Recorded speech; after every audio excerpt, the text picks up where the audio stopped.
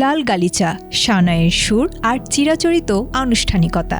বিয়ে বললেই চোখের সামনে ভেসে ওঠে এমন এক চেনা দৃশ্যপট, কিন্তু সেই চেনা বৃত্ত ভেঙে এবার সামাজিক যোগাযোগ মাধ্যম মাতালো সম্পূর্ণ ভিন্ন এক আয়োজন। বিয়ের পিঁড়িতে বসার আগে 2 হাত এক হওয়ার বদলে সেখানে চলল রীতিমতো পেশাদার শক্তির লড়াই। আমন্ত্রিত অতিথিরাও সানাইয়ের সুর ভুলে মেতে উঠলেন তুমুল করতালিতে। ভালোবাসার এমন এক ভিন্নধর্মী ও রোমাঞ্চকর যুদ্ধ দেখল পুরো বিশ্ব, যা সামাজিক যোগাযোগ মাধ্যমে এখন টক অফ দ্য টাউন।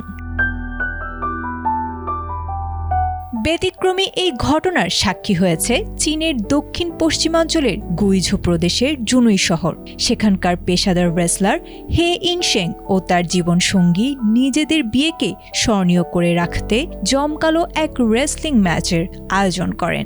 কোনো সাধারণ বিয়ের মঞ্চ নয়, হোটেলের ভেতরেই তৈরি করা হয়েছিল আস্ত এক রেসলিং রিং, আর পেছনের বড় পর্দায় ভেসে উঠেছিল নাটকীয় poster groom versus bride.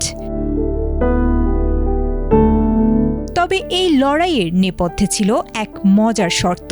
Best of 3 ফরম্যাটের এই প্রতিযোগিতায় যে পক্ষ হারবে তাকেই আজীবন সামলাতে হবে সংসারের সব কাজ। খেলার শেষ পর্বে পেশাদার খেলোয়াড়দের নাচিয়ে যখন বরকনে রিংয়ে নামেন, তখন করতালিতে মুখর হয়ে ওঠে চারপাশ। বরের আক্রমণ চতুরতার সঙ্গে এড়িয়ে একটি নিখুঁত শোল্ডার থ্রো দিয়ে বরকে মাটিতে আছড়ে ফেলেন কনে। রেফারিও কনেকে বিজয়ী ঘোষণা করে জানিয়ে দেন ঘরের কাজ থেকে আজীবন মুক্তি পেলেন তিনি।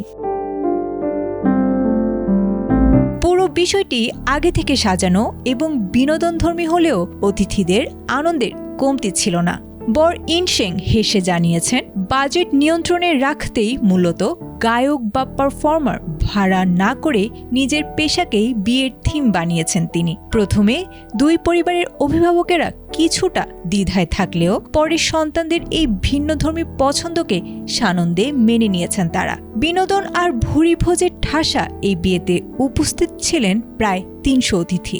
এই অভিনব উদ্যোগের মাধ্যমে চীনে পেশাদার কুস্তিকে আরও জনপ্রিয় করতে চান বলে জানিয়েছেন এই নবদম্পতি। আয়েশা আক্তার, ATN বাংলা।